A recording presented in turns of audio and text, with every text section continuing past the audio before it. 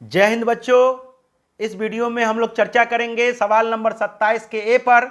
यह रहा सवाल नंबर 27 का ए, जो डॉक्टर एस के सिंह के बुक से लिया गया है। ठीक है, तो सवाल देखते हैं। सवाल क्या कहता है? ए और बी साझेदार हैं जिनकी पूंजी क्रमशः 13,000 रुपया और 9,000 रुपया है। अर्थात ए की पूंजी कितनी? 13,000 रुपया और बी की पूंजी कितनी है? 9,000 रुपया। आगे कहता है वे सी को फर्म के लाभों में 1/5 भाग के लिए प्रवेश देते हैं।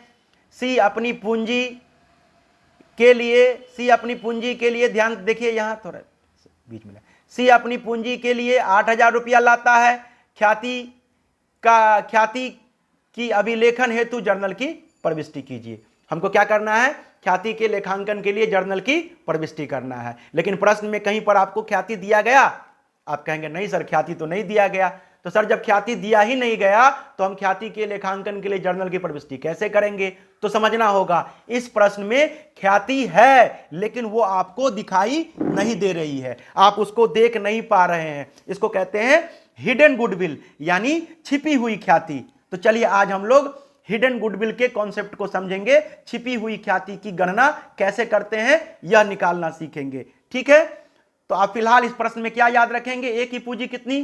13,000, बी की पूंजी कितनी? 9,000 और सी की पूंजी कितनी? 8,000। सी कितने हिस्से के लिए आया है? 1/5 हिस्से के लिए।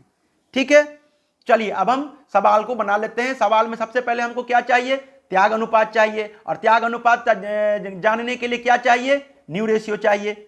अरे न्यू प्रॉफिट शेयरिंग रेशियो पता होगा तभी हम सैक्रिफाइसिंग रेशियो निकालेंगे, और सैक्रिफाइसिंग रेशियो पता होगा तभी हम ख्याति के लिए कोई लेखांकन व्यवहार कर पाएंगे। ठीक है, तो चलिए शुरू करते हैं इस प्रश्न को। आप देखिए ओल्ड पार्टनर का नाम क्या है? ए और बी। ओल्ड रेशियो क्या है? अब कहिए सर ओल्ड रेशियो तो प्रश्न में नहीं दिया गया है।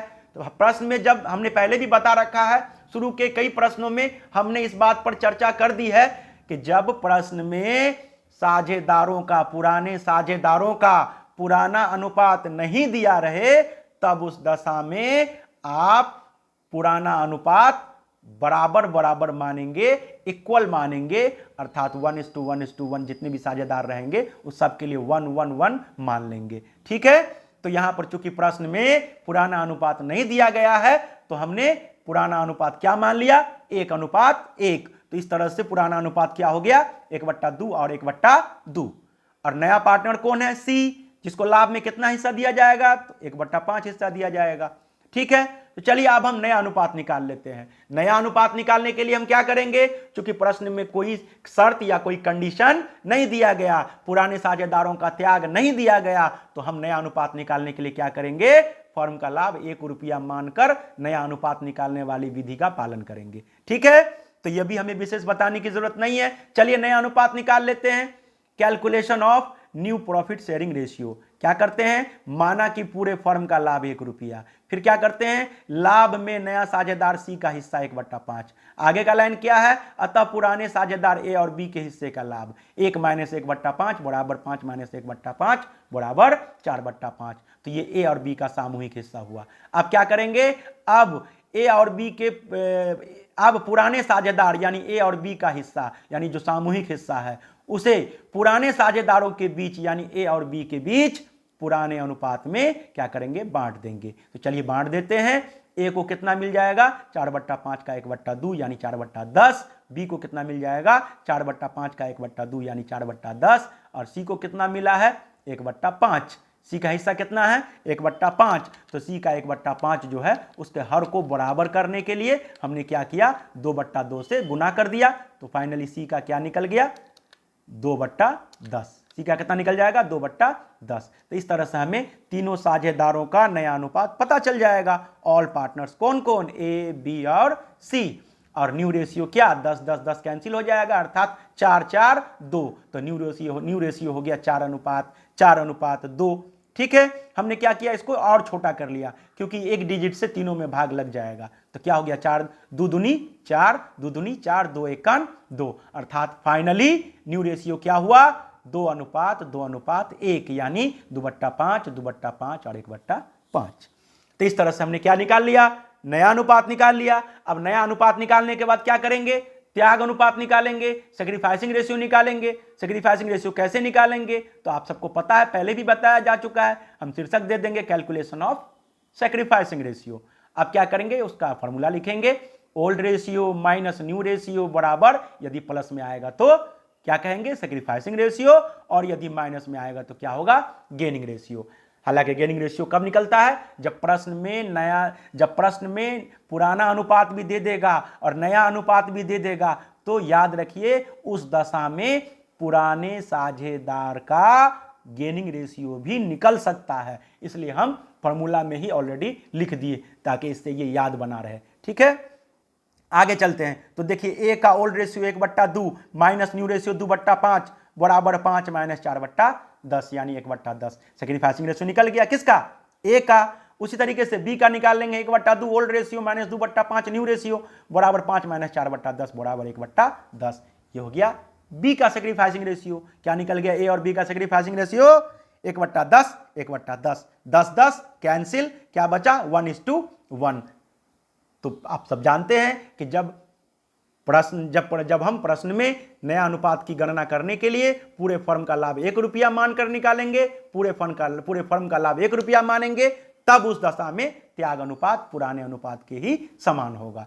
तो पुराना अनुपात हमारा क्या था, 1:1 था, दिया गया नहीं था, हमने उसको माना, क्योंकि हम यह जानते हैं कि जब प्रश्न में साझेदारों का अनुपात पुराना अनुपात नहीं दिया रहेगा तो हम उसको बराबर बराबर मानेंगे। ठीक है, इसी प्रश्न में ही नहीं, किसी भी प्रश्न में जब पुराना अनुपात ना दिया रहे तो आप उसको बराबर बराबर मानेंगे। ठीक है, तो चलिए सेक्रीफाइसिंग रेशियो क्या निकल गया, 1:1।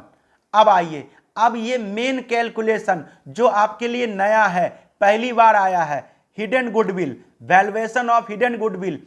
हिडन गुडविल क्यों कहते हैं, क्योंकि यह गुडविल है लेकिन हमें दिखाई नहीं दे रही है, हम इसको देख नहीं पा रहे हैं, इसलिए इसको नाम दे दिया हमने हिडन गुडविल, अर्थात छिपी हुई ख्याति। तो चलिए छिपी हुई ख्याति की गणना हम लोग करते हैं।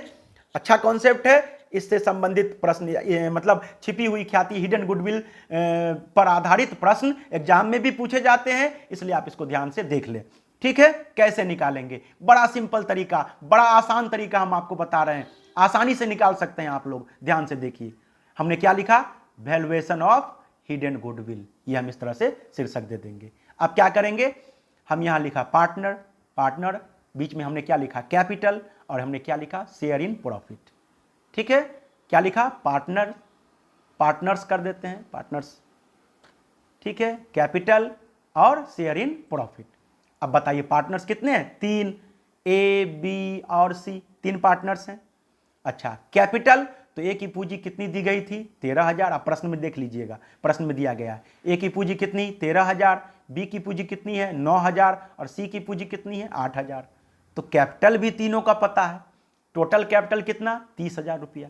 ठीक है, लेकिन जब शेयर इन प्रॉफिट की बात करेंगे तो आप देख सकते हैं, अभी हमको सी का शेयर इन प्रॉफिट पता है, कितना, 1/5 पता तो सबका है, बट हमको रखना किसका है यहां पर, सी का, नए साझेदार का।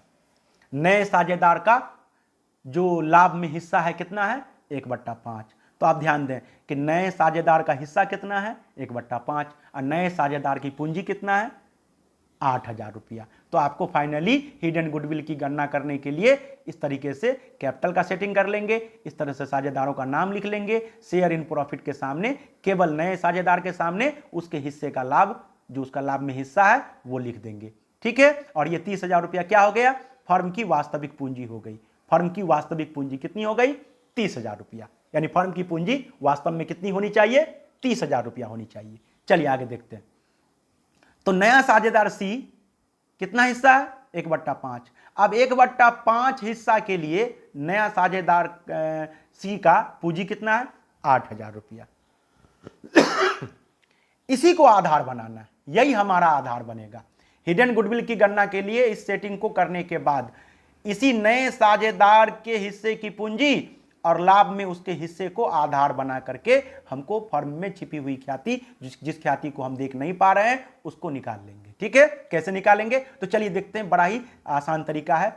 देखें, सी का हिस्सा कितना है, 1/5, तो सी 1/5 यानी 1/5 हिस्सा के लिए सी की पूंजी कितनी है, तो आप कहेंगे सर 8,000 रुपया। बोलिए 8,000 रुपया है ना। 1/5 हिस्सा के लिए सी की पूंजी कितनी है? 8,000 रुपया। तो 1/5 हिस्सा के लिए सी की पूंजी कितनी?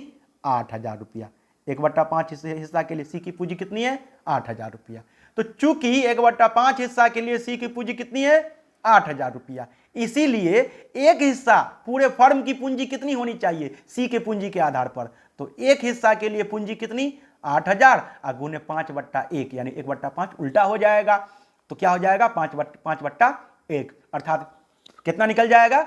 40,000 रुपया। तो ये जो 40,000 रुपया निकला वो सी के हिस्से और पूंजी के आधार पर पूरे फर्म क्या कहते हैं, पूरे फर्म की पूंजी निकल गई। कितना? 40,000। लेकिन पूरे फर्म की पूंजी कितनी है? 30,000 रुपया ही है। तो आप क्या करेंगे लास्ट में? यहां पर 40,000 जो निकला है यहां पर सी के हिस्से के आधार पर फर्म की पूंजी 40,000 रुपया, उस 40,000 रुपया में से फर्म की जो वास्तविक पूंजी है 30,000, जो हम यहां पर जोड़ के निकाले हैं, तीनों साझेदारों की वास्तविक पूंजी 30,000, उसको लेस कर देंगे इस तरह से। तो क्या निकल जाएगा? जो निकलेगा उसको कहेंगे गुडविल ऑफ फर्म, यानी वो फर्म की ख्याति कहलाएगी।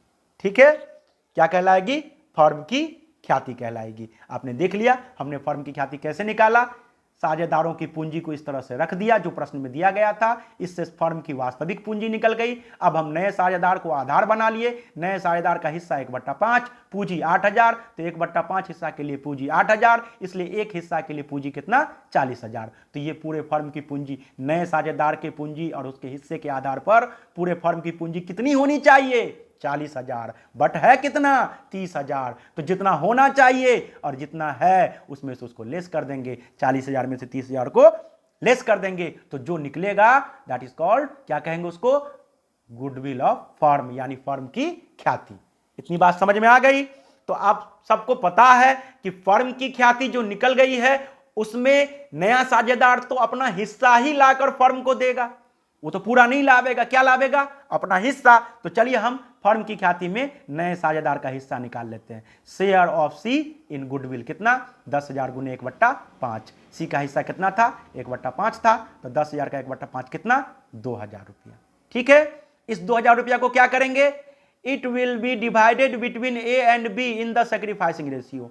इस 2,000 रुपया को जैसा कि हम क्या करते थे, नकद लाया तो भी और नकद में ना लाए तो भी हम त्याग करने वाले साझेदारों के बीच त्याग अनुपात में बांट देते थे। तो चलिए क्या करेंगे, इस ख्याति को त्याग करने वाला साझेदार जो है ए और बी के बीच क्या करेंगे? त्याग अनुपात में बांट देंगे। इससे ए को कितना मिलेगा? 1,000 और बी को कितना मिलेगा? 1,000। ए क्या हो जाएगा? क्रेडिट हो जाएगा और बी क्या हो जाएगा? बी भी क्रेडिट हो जाएगा, क्योंकि इस ख्याति से साझेदार की पूंजी बढ़ेगी। ये एग्जिस्टिंग गुडविल नहीं है। ठीक है, चलिए अब हम एंट्री कर लेते हैं। तो प्रश्न में ये तो कहीं नहीं कहा गया कि नया साझेदार सी अपने हिस्से की ख्याति नकद लाकर दे रहा है।